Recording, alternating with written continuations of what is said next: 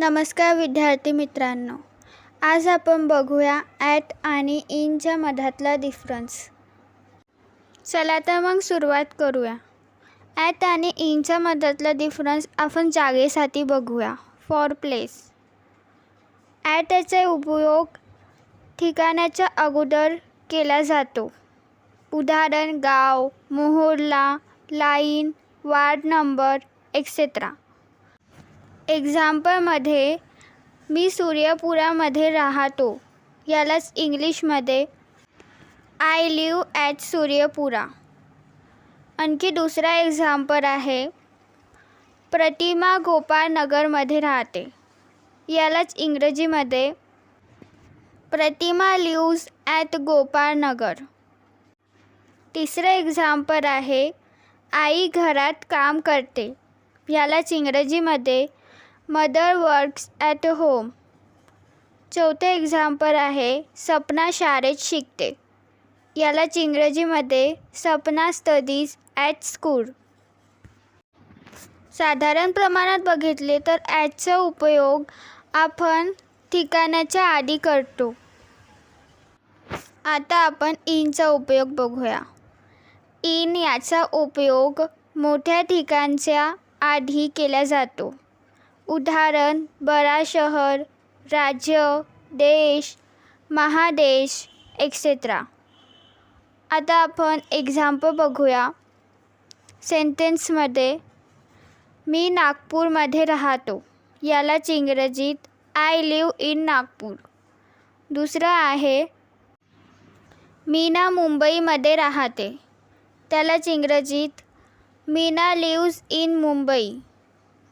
आता तिसरा सेंटेन्स आहे, आम्ही बिहारमध्ये राहतो, यालाच इंग्रजीत वी लिव्ह इन बिहार. चौथा सेंटेन्स आहे, शबना पाकिस्तानात राहिली, यालाच इंग्रजीमध्ये Shabana has lived in Pakistan. साधारणतः आपण बघितलं की इनचा उपयोग मोठ्या मोठ्या ठिकाणी केला जाते. आता आपण दुसरा वर्ड बघूया. दुसरा वर्ड आहे टू. आपण टूचा वापर कशासाठी करतो तो बघूया. टूचा उपयोग कोणत्याही जागेकडे पोहोचण्यासाठी केला जातो. उदाहरणमध्ये मी गावाला जात आहे, I am going to village. दुसरा आहे, सुनीता कॉलेजला जाते, सुनीता गोज टू कॉलेज.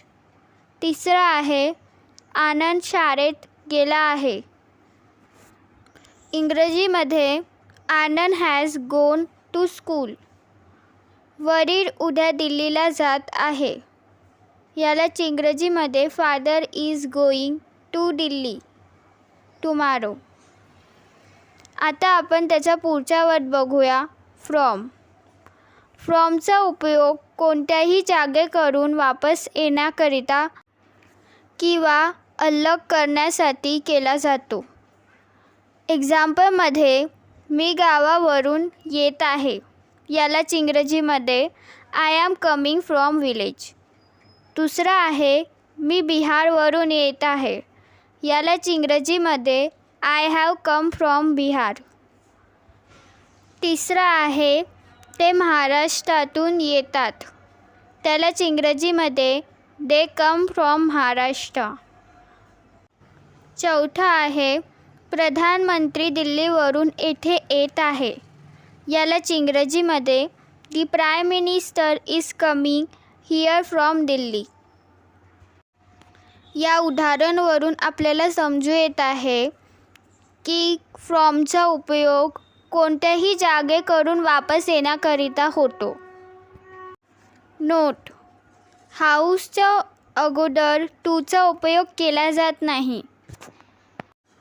आता आपण पुढचा वर्ड बघूया. सिन्स.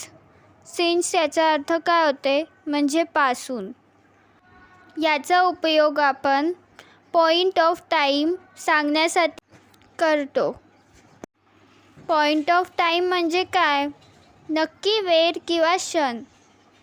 उदाहरणमध्ये 2 वाजतापासून, सकाळपासून संध्याकाळपासून, सोमवारपासून, गेल्या आठवड्यापासून एक्सेट्रा. आता आपण एक्झाम्पल घेऊया. मी सकाळपासून वाचत आहे. यालाच इंग्लिशमध्ये I have been reading since morning. तसंच दुसरा एक्झाम्पल आहे. तो गेल्या आठवड्यापासून काम करीत आहे. यालाच इंग्रजीमध्ये he has been working here since last week. तिसरा आहे.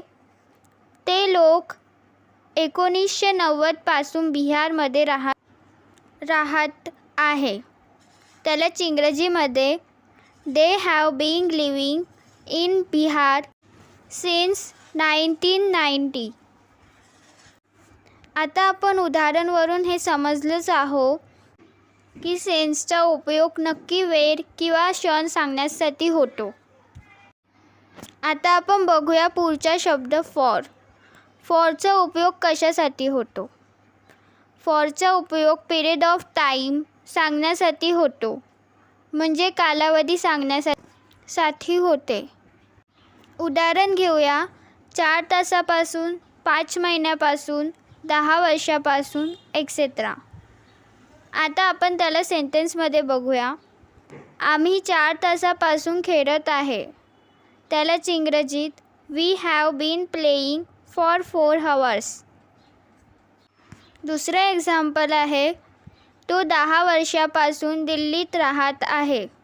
त्यालाच इंग्रजीमध्ये he has been living in Delhi for 10 years. तिसरं उदाहरण आहे. तो 10 दिवसापासून गैरहजर आहे.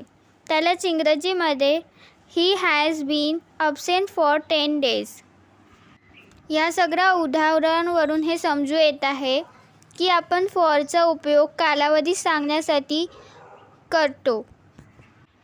जर तुम्हाला काही प्रॉब्लेम असेल तर ते आम्हाला कमेंटमध्ये लिहून सांगा. जर तुम्हाला हा व्हिडिओ आवडला असेल तर लाईक, शेअर आणि सबस्क्राईब करा. थँक्यू.